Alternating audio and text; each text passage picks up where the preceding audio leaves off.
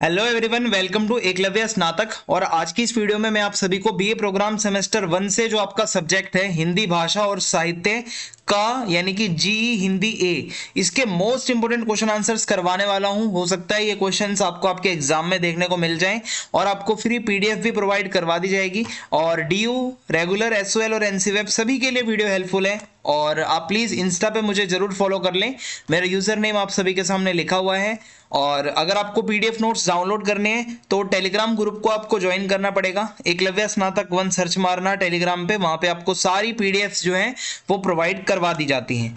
तो सबसे पहला क्वेश्चन आपका कविता की व्याख्या करने का आता है। तो जो एक कविता है आपके सिलेबस में, बेटी की विदाई, ये व्याख्या करने के लिए आ सकता है। तो इसकी कुछ लाइनें हैं। आज बेटी जा रही है, मिलन और वियोग की दुनिया नवीन बसा रही है। मिलन यह जीवन प्रकाश, वियोग यह युग का अंधेरा। उभय दिशी कादम्बिनी अपना अमृत बरसा रही है। तो ये जो कविता है माखनलाल चतुर्वेदी जी द्वारा रचित है। माखनलाल चतुर्वेदी जी ने एक अपना काव्य संग्रह लिखा था समर्पण, वहां से ये कविता ली गई है। तो इसमें जब बेटी अपने पिता से अलग हो रही होती है और एक नए परिवार में जा रही होती है, वो हमें सिचुएशन बताई जा रही है। तो कवि जो है वो अपने मनोभाव यानी कि अपने मन के जो भाव चल रहे हैं वो प्रकट कर रहा है कि जिस बेटी को जन्म दिया, पाल पोस कर बड़ा किया, सुख दुख बेटी के साथ देखा, आज वो बेटी उससे हाथ छुड़ाकर ससुराल जा रही है। तो एक तरफ तो पिया के मिलने की और एक नई दुनिया बसाने की चाह भी है, और वहीं दूसरी तरफ माता पिता, भाई बहन, सखी सहेलियां, सभी से वो लड़की बिछुड़ जाएगी। सो दोनों ही अद्भुत स्थिति है इस समय जो बनी हुई है। सो मिलन से जहां एक तरफ जीवन में नया प्रकाश आएगा, एक नई उम्मीद आएगी, नई खुशियां होंगी, वहीं जब ये बिछड़न होगी तो पिता के घर में अंधेरा सा हो जाएगा। खुशी भी है, गम भी है, तो दोनों ही चीजें हो रही हैं। ठीक है। और खुशहाल दाम्पत्य जीवन के लिए मायके तथा ससुराल पक्ष दोनों तरफ से आशीर्वाद दिया जा रहा है। दोनों तरफ ही लोग भाई आशीर्वाद तो देते ही हैं। सो ये है। अब यहाँ पे एक कविता और है आपके सिलेबस में, गरुड़ को दावा। ठीक है, ये भूषण जी की वो है कविताएं, और यहां से भी आपकी व्याख्या बहुत बारी आई है पेपर में। तो यहां पर लाइन है, गरुड़ को दावा जैसे दावा शिवराज का। सो ये जो अवतरण है ये जो है लिया गया है शिवा बावनी से, जिसको लिखा है भूषण जी ने। भूषण रीतिकाल के बहुत बड़े कवि हैं और वो वीर रस की कविताएं ज्यादातर लिखते हैं, जिसमें बहुत ज्यादा शौर्य, बलिदान और ऐसा मतलब सब दिखाया जाता है। और अगर मैं आपको बताऊं, उनके दो आश्रयदाता रहे हैं अभी तक, शिवाजी और छत्रसाल, जिनके साथ वो रहते थे दरबार में। सो यहाँ पे व्याख्या ये कहती है कि कवि भूषण ये कहते हैं कि जैसे नागों के समूह पर गरुड़ राज भारी पड़ता है, क्योंकि नाग डरते हैं गरुड़ से। जैसे हाथियों के समूह पर जंगल का राजा शेर भारी पड़ता है, हाथी शेर से डरते हैं। ठीक वैसे ही पहाड़ों के समूह पर इंद्रराज भारी पड़ता है, क्योंकि जब बारिश होती है तो पहाड़ भी वही डर जाते हैं। ऐसे ही पक्षियों के समूह पर बाज भारी पड़ता है, पक्षी बाज से डरते हैं। ऐसे ही सारी पृथ्वी, पूरे नवखंड में जितने भी अंधकार को होता है, सूर्य वो है खत्म कर देता है, चाहे कैसा भी अंधकार हो।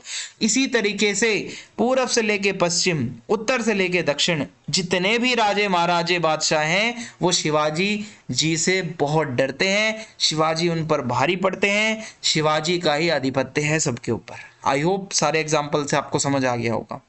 एक और यहां से ये काव्यांश आता है, साजी चतुरंग सैन पारावार यो हालात है। सो चतुरंग सैन मीन्स 4 प्रकार की सेना। अब इसमें मैं आपको बताता हूँ, शिवाजी की सेना बहुत ताकतवर थी। जब वो रणभूमि में जाती थी तो उस तरीके कैसे वो चलती है, क्या वो उस टाइम पे सिचुएशन होती है, ये बताया जा रहा है। तो भूषण जी बता रहे हैं युद्ध के बारे में कि जब वो रण की तरफ जा रही होती है, रणभूमि में जब हथियारों के आवाज आ रही होती है और जब ये सेना चलती है तो क्या होता है। तो कवि भूषण कहते हैं, जब ये उत्साहित होकर शिवाजी की चतुरंगिनी सेना, 4 प्रकार की सेना, जिसमें पैदल सेना है, घोड़े वाली सेना है, रथ वाली सेना है, हाथियों वाली सेना है, जब ये युद्ध जीतने के लिए चलती है तो उसके चलते समय युद्ध के नगाड़ों की ध्वनि जो होती है वो बहुत तेज होती है, चारों दिशाओं में फैलती है। और उनके हाथियों की गंड स्थल से जो मद यानी कि कान से एक लिक्विड निकलता है हाथियों की, वो इतना ज्यादा निकलता है, जब हाथी बहुत ज्यादा एक्साइटेड हो जाता है तो उनके कान से वो लिक्विड निकलता है, जब बहुत तेज ध्वनि आती है सो वो इतना ज्यादा निकल रहा है मानो नदी नाले बह रहे हो। ये एक बढ़ा चढ़ाकर लिखी गई कविताएं होती हैं, उस टाइम पे ऐसे ही लिखा जाता था। और वो चतुरंगिनी सेना चारों तरफ फैल रही है और उनके सेना के हाथी जब एक दूसरे से टकरा रहे हैं तो ऐसा लग रहा है जैसे कोई पर्वत को ठेल रहा हो, मींस पर्वत हिल रहे हैं ऐसा लगता है। सेना चलती है तो इतनी धूल उड़ रही है कि सूर्य भी तारे के जैसा छोटा सा दिख रहा है, इतनी धूल उड़ चुकी है।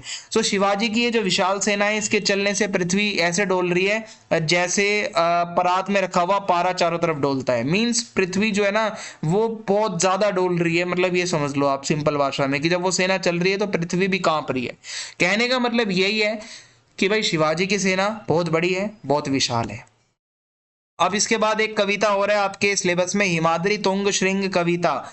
ये इसकी मूल संवेदना या इसका प्रतिपाद्य लिखने को आ सकता है। सो हिमाद्री तुंग श्रृंग कविता जो है जयशंकर प्रसाद जी ने लिखी थी। चंद्रगुप्त नामक एक नाटक है, वहां पर ये कविता आती है।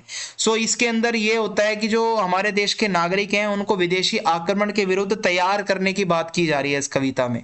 सो ये बोला जा रहा है कि हिमालय के ऊंचे ऊंचे पर्वतों से अपने ही प्रकाश से प्रकाशित स्वतंत्रता अपनी शुद्ध वाणी में पुकार पुकार कर तुमसे कह रही है कि तुम वीरों की अमर संतान हो।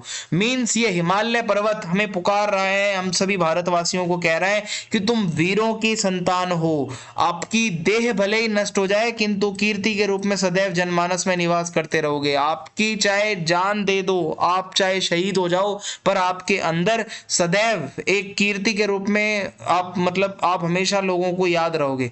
सो ये वीर जो होते हैं वो अपने कर्तव्य के मार्ग में आने वाले विघ्नों से नहीं घबराते। ये हिमालय पर्वत पुकार पुकार कर कह रहा है कि हम सब वीरों के पुत्र हैं, वीरों के संतान हैं। जो सच्चा वीर होता है वो कभी भी घबराता नहीं है और जो कर्तव्य का पथ है उस पे चाहे कितने भी कांटे हों, कितना भी कुछ हो, परंतु देश और समाज के लिए कल्याणकारी होने के कारण वीर सदा उस पथ पर निर्भय होकर आगे बढ़ता है। रास्ता कितना भी कठिन हो, जो वीर होता है वो उस पर चलता बढ़ता है। तो भाई तुम भी देश कल्याण के इस रास्ते पर आगे बढ़ो। तुम्हारी वीरता की अमर गाथाएं पूरे दुनिया भर में गाई जाएंगी, लोग याद रखेंगे तुम्हें। अभी तुम जिन भी विघ्नों की कल्पना मात्र से घबरा रहे हो, जब तुम उन पे विजय प्राप्त कर लोगे तो तुम्हारा और कॉन्फिडेंस बढ़ेगा, साहस बढ़ेगा। और इस भारत माँ के तुम शूरवीर हो, साहसी पुत्र हो, सुपुत्र हो। भारत माँ की रक्षा करो, ये तुम्हारा दायित्व है। और अपनी सामर्थ्य से तुम शत्रुओं की सेना को, एक समुद्र रूपी उनकी सेना है उसमें कूदो, मतलब कूद पड़ो और अपनी वीरता रूपी वागाग्नि से उसको नष्ट कर दो। मींस अपनी वीरता ऐसी दिखाओ कि शत्रुओं की सेना ही नष्ट हो जाए। तुम्हारे अंदर बहुत शक्ति है, तुम बहुत शक्तिशाली हो, तुम्हारे अंदर बहुत बुद्धि है, तुम्हारे अंदर बहुत साहस है। यही वो हमें कह रहे हैं अपनी कविता से। बहुत अच्छी कविता है। अब इसके बाद अगला क्वेश्चन आ सकता है, रैदास के पदों का सार लिखिए। ये आया है पेपर में क्वेश्चन। सो संत कवि रैदास जो है वो अपने पदों के अंदर ईश्वर की महिमा का वर्णन करते हैं, साथ ही साथ वो समाज में जो बुराइयां फैली हुई हैं उसके खिलाफ अपनी आवाज उठाते हैं। जीव संसार के अंदर जब आता है तो वो बहुत सारे कार्यों में लगा रहता है, उनसे उसको ज्यादा फ्री टाइम नहीं मिलता। तो ऐसे में गुरु शिष्य को ज्ञान देकर अज्ञान के अंधकार से बाहर निकालता है। मीन्स गुरु का काम होता है अपने शिष्य को अंधकार से बाहर निकालना, ज्ञान देके। तो शिष्य के ज्ञान चक्षु स्वतः ही खुल जाते हैं, है ना। तो जो स्टूडेंट होता है उसके ज्ञान की आंख खुद खुल जाती है और उस हृदय प्रकाश से पूर्ण हो जाती है जब गुरु उसको मिलता है। कई भक्त जो होते हैं वो अपने स्वार्थ के कारण उसमें ही भटकते रहते हैं, नाना प्रकार के आडंबरों में लिप्त रहते हैं, दिखावे का प्रदर्शन करते हैं। मीन्स ऐसे भी लोग हैं दुनिया में जो दिखावा करते हैं, ढोंग ढबास करते हैं। सो ऐसे लोगों के प्रति संत कवि रैदास का मन खिन्न उठता है। मतलब सब संत रवि जो रैदास है वो कहते हैं ऐसे लोग बहुत बुरे हैं। सो व्यक्ति अपने अहंकार में अपना सब कुछ खो बैठता है। राम नाम का जप व्यक्ति को इस भवसागर से पार लगा देता है। तो कवि रैदास ने वेद, पुराण और अन्य धार्मिक ग्रंथों के प्रति अपनी उदासीनता को चित्रित किया है। मीन्स ये कहीं कहीं हमारे वेदों को, पुराणों को और धार्मिक ग्रंथों को थोड़ा बहुत यहाँ पे कमियां कुछ ये निकालते हैं, उसकी समीक्षा करते हैं जो रैदास जी हैं। अगला प्रश्न है, बिहारी का जीवन और उनका साहित्यिक परिचय लिखने को आ सकता है। कवि बिहारी का पूरा नाम सुरेश चंद्र मिश्र था, जिनका जन्म 1603 में हुआ था, उनका निधन 1663 में हुआ था। हिंदी कविता के बहुत बड़े कवि हैं और उन्हें बिहारी के नाम से भी जाना जाता है। बिहारी ने अपनी कविताओं के माध्यम से भक्ति और प्रेम के बारे में बहुत कुछ अच्छे से बताया है। उनका जन्म उत्तर प्रदेश के ब्रिज में हुआ था। उनके पिता का नाम केशव था, माता का नाम कृष्णा था। बिहारी के जीवन का आदिकाल संगीत और सांस्कृतिक क्षेत्र में हुआ। मीन्स वो बहुत सारी नॉलेज रखते थे भाई। और बिहारी की जो कविताएं हैं वो ज़्यादातर भक्ति और प्रेम के टॉपिक्स पर ज़्यादा होती हैं। उनकी रचनाओं में भक्ति रस देखने को मिलता है। उनकी जो मेन रचनाएं हैं सुता कृष्ण की सखियां, ब्रजराज की गीता और कृष्ण करणामृत, ये सब हैं। और अगर मैं आपको बताऊं, इनकी कविताओं में भक्ति की भावना देखने को मिलेगी आपको। कवि बिहारी की सबसे इंपॉर्टेंट विशेषता यही रही है कि उनके अंदर भक्ति भावना है। उनकी कविताएं भगवान कृष्ण और राधा के प्यार को दिखाती हैं। रीति काव्य, बिहारी को रीति काव्य के बहुत बड़े कवि माने जाते हैं, रीति काल के। उनकी कविताएं ब्रजभाषा में हैं और उन्होंने रीति काव्य के माध्यम से भक्ति भावना को दिखाया है। और प्रेम साहित्य, उनकी कविताओं में प्यार देखने को मिलेगा आपको, प्यार के अलग अलग रूप देखने को मिलेंगे, प्रेम रस आपको देखने को मिलेगा। और अलंकार और छंद बहुत अच्छे से यूज करते हैं। उनकी कविताओं में अलंकार और छंद शैली बहुत ही अच्छी है। और उन्होंने भक्ति रस, प्रेम रस, अलंकार, क्या क्या नहीं लिखा है अपनी कविताओं में, मतलब सजाने के लिए। भाषा और सौंदर्य, उनकी कविताओं में साधुता भी है, सौंदर्य भी है, सुंदर कविताएं होती हैं उनकी बहुत अच्छी। उनकी भाषा सरल और सुंदर होती है जिससे पाठकों को भक्ति और प्रेम के बारे में भावनाओं का एक अनुभव होता है। वैष्णव भक्ति साहित्य, बिहारी का योगदान बेसिकली वैष्णव भक्ति साहित्य में ज़्यादा है क्योंकि उनकी कविताएं वैष्णव संप्रदाय के लोग ज़्यादा पढ़ते हैं, उनके ऊपर ज़्यादा है। जैसे कृष्ण भगवान, आप एक तरीके से विष्णु जी के अवतार मान लो उन्हें, सो उनसे रिलेटेड ये ज़्यादा लिखते हैं। अगला प्रश्न है, नागार्जुन के साहित्यिक परिचय पर प्रकाश डालें। नागार्जुन, जिनको वैद्यनाथ मिश्र कहा जाता है, इनका जन्म 3 जून 1911 को उनके ननिहाल सतलखा गांव मधुबनी जिले में हुआ था, बिहार। और इनका पैतृक स्थान दरभंगा है, वहां पर एक गांव तरौनी है। बचपन में ही वो 4 पुत्रों के मृत्यु हो जाने के बाद उनके पिता ने देवघर के अंदर स्थित महादेव से संतान की याचना करी थी और इसलिए उनका जन्म वैद्यनाथ मिश्र रखा गया था। ठीक है। और जो लगभग 25 वर्षों तक उनसे रिलेटेड रहा ये नाम। बचपन का नाम ठक्कन मिश्र था, बाद में इनको नागार्जुन नाम मिला। ठीक है, ये नाम उनको जब वो अपना साहित्य लिखने लगे उसके कारण वो फेमस हुए। नागार्जुन एक महान भारतीय कवि हैं, बहुत महान साहित्यकार हैं और विचारक हैं। इनका नाम हिंदी और उर्दू की साहित्यिक परंपराओं में बहुत ज़्यादा लिया जाता है क्योंकि उन्होंने उर्दू में भी बहुत कुछ लिखा है। सामाजिक मुद्दों पर बहुत कुछ लिखते हैं, धार्मिक विचारधाराओं को बहुत कुछ ये लिखते हैं उनके बारे में। 5 नवंबर 1998 को उनकी मृत्यु हो गई थी। और अगर मैं आपको इनके बारे में बताऊं, नागार्जुन के लेखन में उनका आत्मविश्वास बहुत अच्छा देखने को मिलता है, उनकी पर्सनैलिटी आपको पता चलेगी। समाज सेवा के प्रति वो बहुत ज़्यादा समर्पित हैं भाई, सामाजिक और राजनीतिक मुद्दों पर आवाज़ उठाते हैं। वो साहित्यिक क्षेत्र में अपनी एक पहचान बनाई है उन्होंने। उनकी कविता में भावुकता है, विचारशीलता है। और नागार्जुन को कई पुरस्कार मिले हैं, साहित्य अकादमी पुरस्कार, पद्मश्री, साहित्य अकादमी फेलोशिप, विभूति पुरस्कार। और नागार्जुन की रचनाओं में उनका सहज सरल सिंपल व्यक्तित्व देखने को मिलता है, कितने आम थे वो। विशेषकर उनकी रचनाएं जो है उसमें कोई आडंबर, कोई ढोंग ढबास, बनावट, दिखावा नहीं है। हरफन मौला की तरह वो साहित्य लिखते हैं। मीन्स कई तरीके की वैरायटी है उनके अंदर। वो भाई उपन्यास भी लिखवा लो उनसे, कहानी लिखवा लो, कविता लिखवा लो, नाटक लिखवा लो, निबंध लिखवा लो, जीवनी लिखवा लो, किसी पे आलोचना करवा लो, अनुवाद करवा लो, सब उनको आता था। और इनकी कविताएं जो है, निबंध की बात करें तो अनहीनम क्रियाहीनम इनके निबंध हैं। कविता संग्रह की बात करें तो युगधारा, और आप 2-3 याद कर लो, युगधारा याद कर लो, और आप जो है चंदना याद कर लो, हम और तुमने कहा था ये याद कर लो, या हजार हजार बाहों वाली। 3-4 नाम बहुत हैं, सारे नहीं आपको लिखने। खंड काव्य है जो इन्होंने लिखा है भस्मांकुर। और मैथिली कविता इन्होंने चित्रा और पत्रहीन नग्न गाछ ये लिखी है। कहानी संग्रह है इनका आसमान में चंदा तारे। उपन्यास भी कई लिखे, रतिनाथ की चाची, बाबा बटेसर नाथ, दुखमोचन, बलचनामा, वरुण के बेटे, नई पौध, कुंभीपाक। कोई 2-3 नाम याद कर लेना जो इजी लग रहा हो। फिर है कि नागार्जुन की कविताओं के अंदर एक साम्राज्यवाद का विरोध भी आपको देखने को मिलेगा, कि स्वतंत्र भारत के सपने भी आपको उनकी कविताओं में देखने को मिलेंगे। वो कहीं ना कहीं भारत को आज़ाद कराने की भी बातें उनकी कविताओं में दिखती हैं। तो दूसरी ओर दूसरे विश्व युद्ध और जनता के साथ जो भी चल रहा था, दूसरे विश्व युद्ध के समय जनता के मन में जो चल रहा था, उनकी कविताओं में वो देखने को मिलता है। साम्राज्यवाद में जैसे हिंसा करते थे अंग्रेज, वो आपको उनकी कविताओं में दिखेगा। इतिहास के बारे में वो बहुत अच्छे से लिखते हैं। ठीक है, किसान मजदूरों के जीवन को सादगी के साथ दिखाते हैं, मिडिल क्लास जीवन को दिखाते हैं, लोग कैसे रहते थे। और कुछ ऐसे नेता होते हैं जो बुरे काम करते हैं, उनके बारे में ये लिखते हैं। समाजवादी नेताओं के बारे में भी इन्होंने लिखा है। तो नागार्जुन ने भाई समाज के कई पहलुओं पर अपनी कविताएं लिखी हैं। प्रकृति के ऊपर इन्होंने बहुत कुछ लिखा है, जैसे एक कविता बहुत फेमस है, बादल को घिरते देखा है। समाज का जो बदलता स्वरूप है उसके ऊपर इन्होंने लिखा है, सांप्रदायिक सद्भाव होना चाहिए उसके ऊपर इन्होंने लिखा है, हमारे देश में एकता होनी चाहिए उस पर इन्होंने लिखा है, मानव अधिकारों की रक्षा के लिए इन्होंने लिखा है, विकास में क्या चुनौतियां आ रही हैं उस पर इन्होंने लिखा है। अगला प्रश्न आपका शॉर्ट नोट्स में आ सकता है, हिंदी भाषा का विकास आपको बताना है या हिंदी का उद्भव और विकास, अगर ये क्वेश्चन आता है तो आप इसको ऐसे लिखेंगे कि सबसे पहले संस्कृत भाषा थी, फिर वो पाली भाषा आगे धीरे धीरे डेवलप हुई, फिर प्राकृत भाषा आई, फिर अलग अलग जगहों पर अलग अलग अपभ्रंश डेवलप होने लगे, अपडेट होकर थोड़ा कुछ फीचर्स अलग हो गए हर जगह के, फिर हिंदी भाषा आने लगी। हिंदी शब्द कहाँ से आया है? ये बहुत ही पुराना शब्द है। होता क्या था, जो फारसी लोग होते हैं वो सा को हा कहते थे। अब है क्या, मान लो एक ये सिंधु नदी है, इसके इस तरफ इंडिया है, उस तरफ फारस के लोग रहते हैं, फारसी लोग, पर्शियन लोग। अब वो जो लोग होते हैं ना, वो क्या करते हैं, सिंधु नदी के उस पार वाले जो रहने वाले लोग हैं उनको हिंदू कहते थे, क्योंकि वो सिंधु मीन्स सा, तो उनके में होता ही नहीं सा को, वो हा कहते हैं, तो वो सिंधु को हिंदू कह दिया करते थे, तो यहाँ से हिंदू वर्ड आया। इसके अलावा शब्दार्थ की दृष्टि से हिंद का मतलब होता है मतलब संपूर्ण भारत का भी एक पर्यायवाची है, हिंद या हिंदुस्तान, जय हिंद भी हम कहते हैं।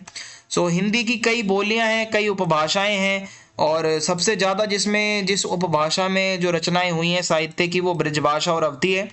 हिंदी भाषा का क्षेत्रीय प्रसार जहाँ जहाँ तक हुआ है, मीन्स जहाँ जहाँ हिंदी बोली जाती है उसको हिंदी भाषी क्षेत्र कहा जाता है। हिंदी भाषा का जो आदिकाल था 1000 ईस्वी के आसपास, इसका आदिकाल जो है वो था, इस काल को संक्रांति काल कहा जाता है। बहुत सारी क्रांति हो रही थी, बहुत बदलाव आ रहे थे हिंदी में, और जो अलग अलग जगहों पे जो अपभ्रंश भाषाएं थी उसको अवहट नाम दिया गया। मीन्स इसी अवहट को बहुत सारे लोग पुरानी हिंदी भी कहते हैं। खड़ी बोली और धीरे धीरे फारसी का प्रभाव जो है वो एक लैंग्वेज पर पड़ा, तो वो लैंग्वेज हिंदवी बन गई। ये हिंदवी बहुत यूज होती थी मध्यकाल के अंदर, और अमीर खुसरो भी इस लैंग्वेज को यूज करते थे। और हिंदी भाषा का जब मध्यकाल आया 1500 से 1800 तक के बीच का, तो मध्यकाल में अवधी भाषा, ब्रज भाषा बहुत फेमस हो गई, और सामाजिक संप्रेक्षण यानी कि कम्युनिकेशन के लिए लोग खड़ी बोली यूज करते थे। सूरदास, तुलसी, मीरा, रहीम, रसखान जैसे कवि हुए। फारसी शब्दों का भी बहुत ज्यादा मिक्सअप होने लगा हिंदी के अंदर। फिर आधुनिक काल आया हिंदी का 1800 के बाद, और गद्य के रूप में जो खड़ी बोली है वो आने लगी। खड़ी बोली में गद्य लिखा जाने लगा, मीन्स पूरे पैराग्राफ्स, निबंध, उपन्यास, ये सब। खड़ी बोली का ज्यादातर विस्तार जब हुआ जब फोर्ट विलियम कॉलेज बना था, वहां पर ये सब पढ़ाया जाने लगा। भारतेंदु हरिश्चंद्र जी बहुत बड़े साहित्यकार हैं, खड़ी बोली में इन्होंने बहुत कुछ लिखा है। हिंदी के बहुत ही बड़े साहित्यकार, बहुत बड़े नॉलेज है, मतलब बहुत बड़ी नॉलेज है इनको साहित्य की, हिंदी की। और हिंदी भाषा का आधुनिक काल जब आता है तो भाई गद्य की नई विधाएं आ गई थी। उपन्यास, कहानियां, जीवनी, आत्मकथाएं, संस्मरण, ये हिंदी भाषा के अंदर ऐड हो गया। और धीरे धीरे हिंदी भाषा में फारसी और अंग्रेजी के भी वर्ड ऐड हो गए। तो ये आप जैसे कहते हैं ना कि ऐड हो गए, ऐड तो अंग्रेजी वर्ड था, मैंने ये तो नहीं बोला जोड़े गए, ठीक है। तो हम अब हिंदी में इंग्लिश भी मिक्स करते हैं। सो यही हम कह सकते हैं, इसका आधुनिक रूप है हिंदी का। अब हिंदी की कई उपभाषाएं हैं, जैसे पश्चिमी हिंदी है। सो इसमें बोलियां आती हैं पश्चिम साइड में। आप अगर देखोगे इस तरीके से इंडिया का मैप बनाइए, सो यहाँ पे अगर इसको आप दो भागों में बांट दो भारत को, सो ये पश्चिम भाग है आपका, ये पूर्वी भाग है। पश्चिम में आपकी खड़ी बोली आ जाएगी उत्तर प्रदेश साइड में, और हरियाणा में आ जाएगी आपकी, हरियाणा में बांगरू आ जाएगी, और ब्रज भाषा आ जाएगी आपकी उत्तर प्रदेश साइड में, कन्नौजी आ जाएगी आपकी कन्नौज साइड में, और बुंदेली आ जाएगी आपकी। और उसके बाद पूर्वी हिंदी में आप अगर जाओगे थोड़ा पूर्व की तरफ, अगर भारत के आप रुख करेंगे, सो अवधी बोली, बघेली और छत्तीसगढ़ी देखने को मिलती है। वहीं राजस्थानी हिंदी, जहां पर आपको मेवाती, मालवी, जयपुरी और मारवाड़ी भाषा देखने को मिलेगी या बोली देखने को मिलेगी। उपभाषा एक और है हिंदी की, बिहारी हिंदी, ये आपको इसमें भोजपुरी बोली देखने को मिलेगी, मगही और मैथिली, ये 3 बोलियां हैं इसमें। पहाड़ी हिंदी में कुमाऊनी और गढ़वाली 2 बोलियां बोली जाती हैं बेसिकली। अगला प्रश्न है, राजभाषा और संपर्क भाषा में अंतर स्पष्ट कीजिए और राजभाषा के रूप में हिंदी का वर्णन कीजिए। सो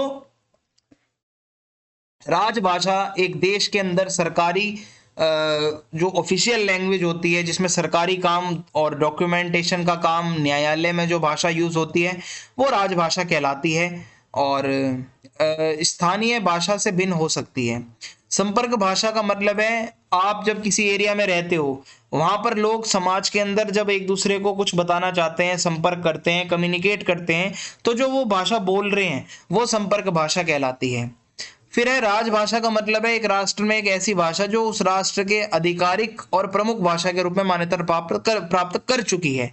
मीन्स हिंदी आपको पता है बोलचाल की भाषा भी है और भारत की राजभाषा भी है, सरकारी कामकाज भी होते हैं हिंदी में।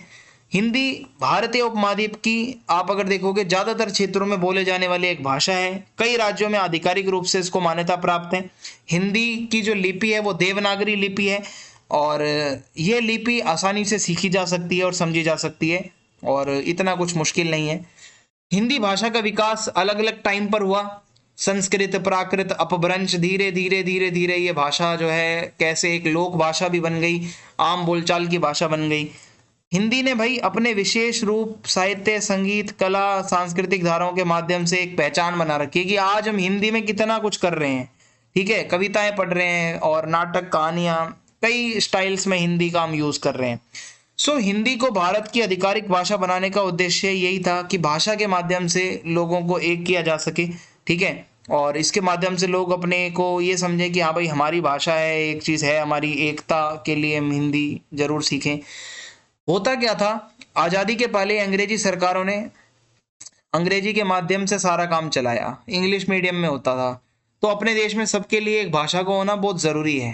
ठीक है, और अपने देश में ज़्यादातर भाषा जो बोली जाती है वो हिंदी है। राष्ट्र शब्द का प्रयोग किसी देश तथा वहां पर बसने वाले लोगों के लिए किया जाता है। तो आप ये नहीं कह सकते कि राष्ट्रभाषा है हिंदी, वो राजभाषा है, ऑफिशियल लैंग्वेज है, नेशनल लैंग्वेज हिंदी नहीं है। सो हर राष्ट्र की अपनी एक भाषा होती है। फ्रांस में फ्रेंच है, अमेरिका में अमेरिकन है, अफ्रीकन है, ब्रिटिश है, ये सब भाषाएं हैं। और ये है कि एक अगर भाषा होती है किसी राष्ट्र की तो उससे एक एकता बनती है। सो राष्ट्र की एकता बनाने के लिए एक ऐसी भाषा बहुत जरूरी है जिससे सभी लोग उस भाषा को यूज करें और एकता की भावना रखें। सो ऐसी व्यापक भाषा जो होती है वो राष्ट्रभाषा कहलाती है। भारत में कई भाषाएं बोली जाती हैं और सन 1947 में भारत को आज़ादी मिली थी। जब तक भारत में अंग्रेज शासक रहे, जब तक अंग्रेजी का दबदबा बोलबाला था। अंग्रेजों के जाने के बाद असंभव था कि देश के सारे कार्य अंग्रेजी में हो, क्योंकि ज्यादातर लोग पढ़े लिखे नहीं थे। सो जब देश के संविधान को बनाया जा रहा था तो ये भी क्वेश्चन था कि राष्ट्र की भाषा क्या होगी, ये सवाल आया था। कुछ लोग अंग्रेजी भाषा को ही राष्ट्रभाषा बनाना चाहते थे, कुछ लोग अंग्रेजी को राष्ट्रभाषा इसलिए घोषित नहीं करना चाहते थे क्योंकि बहुत कम लोग थे जिनको इंग्लिश आती थी। आज भी ज्यादातर लोगों को इंग्लिश नहीं आती। सो हिंदी को राष्ट्रभाषा घोषित करने के कुछ तर्क भी दिए गए कि हिंदी एक भारतीय भाषा है, पहली बात है ना, और हिंदी बोलने वालों की संख्या बहुत ज़्यादा है, हिंदी समझने में ईजी है। सो ये तर्क दिए गए कि हिंदी को राष्ट्रभाषा बनाया जाए। परंतु हिंदी को राष्ट्रभाषा घोषित करने के बाद एकदम उसको यूज करना बहुत मुश्किल था। तो राजकीय जो कर्मचारी थे, जो गवर्नमेंट जो काम करते हैं, गवर्नमेंट जॉब में होते हैं, उनको ये बोला गया 1965 तक केंद्रीय शासन का कार्य व्यवहारिक रूप से अंग्रेजी में चलता रहे। मींस इंग्लिश लैंग्वेज तो चलती ही रहेगी ऑफिशियली, और 15 वर्षों में हिंदी को सभी को सिखाया जाए, सभी लोग हिंदी बोलें। सो अभी तक तो ऐसा कोई हुआ नहीं है, कोई प्रावधान की हिंदी राष्ट्रभाषा बने।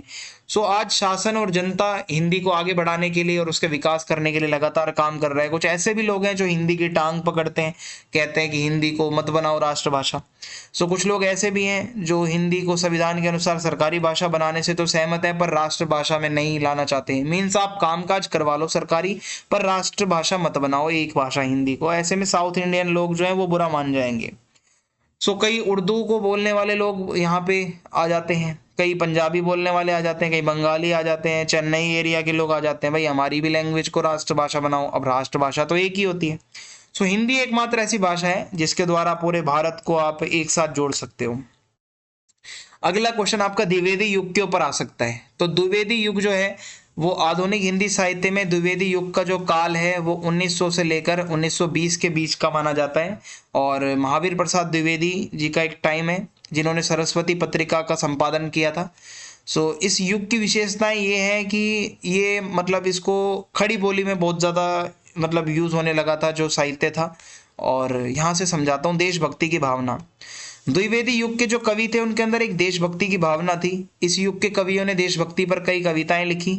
इस युग के कवियों ने सामाजिक, धार्मिक और राष्ट्रीय और मानवीय मुद्दों पर बहुत कुछ लिखा। अंग्रेजी शिक्षा का विरोध, इस युग के कवियों ने अंग्रेजी शिक्षा के प्रति अपना विरोध दिखाया अपनी कविताओं के माध्यम से, और सामाजिक और धार्मिक अंधविश्वासों पर भी व्यंग कसे। विभिन्न शैलियों का उपयोग, द्विवेदी युग के अंदर कवियों ने ब्रजभाषा, अवधी, हिंदी, उर्दू, संस्कृत, कई भाषाएं, कई शैलियों को यूज किया। अंधविश्वास और रूढ़ियों का विरोध, इस युग के जो ज्यादातर कवि थे, रचनाकार थे, उन्होंने बहुत हायर एजुकेशन प्राप्त करी और यूनिवर्सिटीज में उन्होंने पढ़ाई करी, इसलिए उन्होंने समाज में जो अंधविश्वास थे, जो रूढ़ी थी, वो जो पुराने जो रीति रिवाज थे, उनका विरोध किया। मानव मात्र के प्रति प्रेम की अभिव्यक्ति, द्विवेदी युग के जितने भी कवि हैं, रचनाकार हैं, वो ईश्वरीय सत्ता में विश्वास ज्यादा नहीं रखते। इस युग के ज्यादातर कवियों ने केवल मानव मात्र के प्रति, यानी मनुष्य से प्यार करो, भगवान से बाद में प्यार करो, ऐसा ये बताते हैं।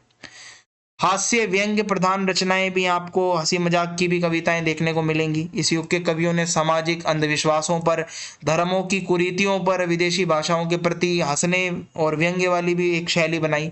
सो युग के जो कवि हैं उसमें सूर्यकांत त्रिपाठी निराला, महादेवी वर्मा, रामधारी सिंह दिनकर, अटल बिहारी वाजपेयी, ये सब आते हैं। तो इस युग के कवियों ने बहुत सी रचनाएं लिखी, काव्य लिखे, कविताएं लिखी, नाटक लिखे, उपन्यास लिखे, कहानियां लिखी, लघु कथाएं लिखी, आत्मकथाएं लिखी। सो ये सारी बातें आ जाएंगी। फीडबैक लिखना ना भूलें कमेंट बॉक्स में। चैनल को सब्सक्राइब करें। वीडियो यहीं खत्म होती है। जय हिंद, जय भारत।